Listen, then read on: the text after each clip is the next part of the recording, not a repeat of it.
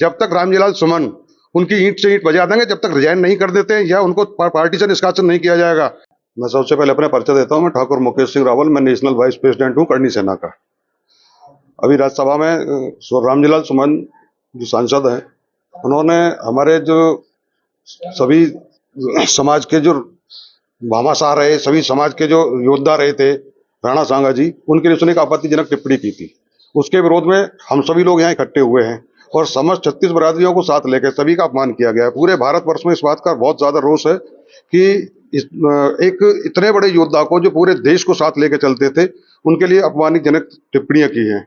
साथ ही उनके नेता हैं, उन्होंने भी अभी ये कहा है कि हम ईद के बाद में एक बहुत बड़ा आंदोलन करेंगे। तो उनके लिए मेरी एक खुली चुनौती है कि वो ईद के बाद आंदोलन की तैयारी तो करने से पहले ये भी सोच लें कि हम जब तक रामजीलाल सुमन जैसे गद्दार को इस्तीफा देने के लिए मजबूर नहीं कर देंगे, जब तक करनी सेना शांत नहीं बैठेगी। और समस्त समाज के लोग हमारे साथ में हैं और आगे तक वो हमारे साथ में रहेंगे। और उन्होंने सभी ने ये प्रण किया है कि रामजीलाल सुमन जैसे लोग ना तो संसद में बैठने योग्य हैं। ऐसा अयोग्य व्यक्ति क्या संसद में बैठ के किस चीज के लिए देश में क्या विकास कराएगा? वो किस चीज के लिए समर्थन करेगा? उसकी जो गंदी सोच, जो राजनीति उसने बना रखी है, जब उस पर प्रेशर पड़ा तो उसको दलित कार्ड खेलना शुरू कर दिया उसने। अखिलेश ने भी दलित कार्ड खेलना शुरू कर दिया। अगर दलित हैं तो दलित और भी लोग हैं। दलित का मतलब ये नहीं होता कि सवर्ण समाज के लिए या समस्त जातियों के लिए किसी भी रूप से अभद्र भाषा, अभद्र टिप्पणियों का इस्तेमाल करें।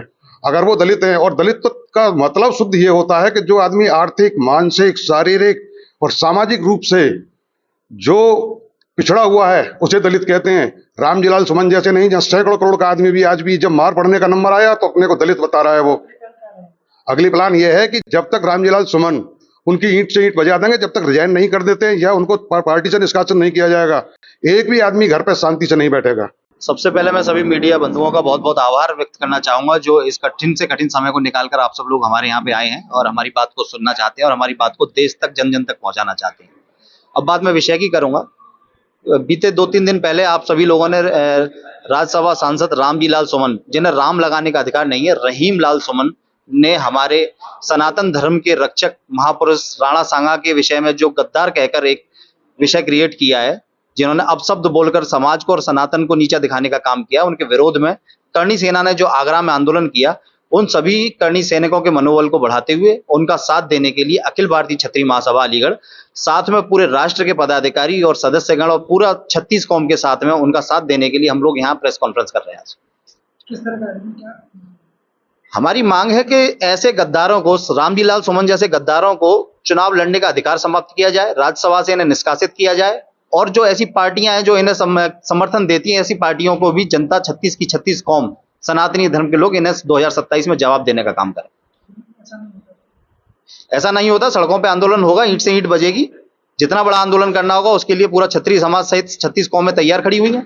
हर जाति वर्ग हमारे साथ खड़ा हुआ है। और साथ में मैं बहुत बहुत धन्यवाद देना चाहूंगा बसपा सुप्रीमो बहन मायावती जी के लिए, जो क्षत्रिय समाज के साथ में आई और जिन्होंने अखिलेश यादव को जवाब दिया कि इस रामजीलाल सुमन दलित नहीं, वह पार्टी का सांसद है, उसको दलित कार्ड खेलकर इसे भुनाने की कोशिश ना की जाए, और वो हमारे पूरी समाज के साथ हैं। इसके लिए सभी जातियों का धन्यवाद।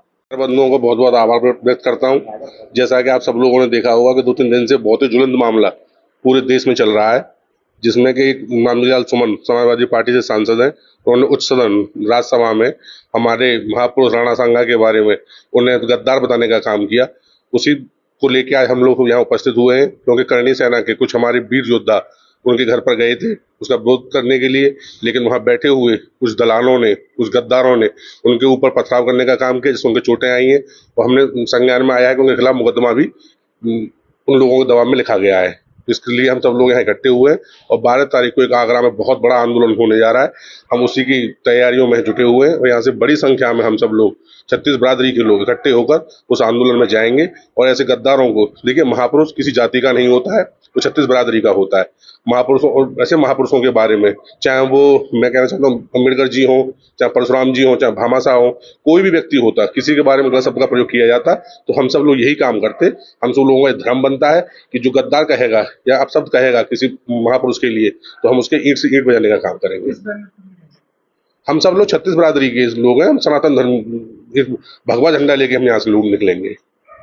अगर आप ये वीडियो YouTube पर देख रहे हैं तो हमारे चैनल को सब्सक्राइब करें और बेल आइकन को दबाना ना भूलें। अगर आप Facebook पर ये वीडियो देख रहे हैं तो हमारे पेज को लाइक करें।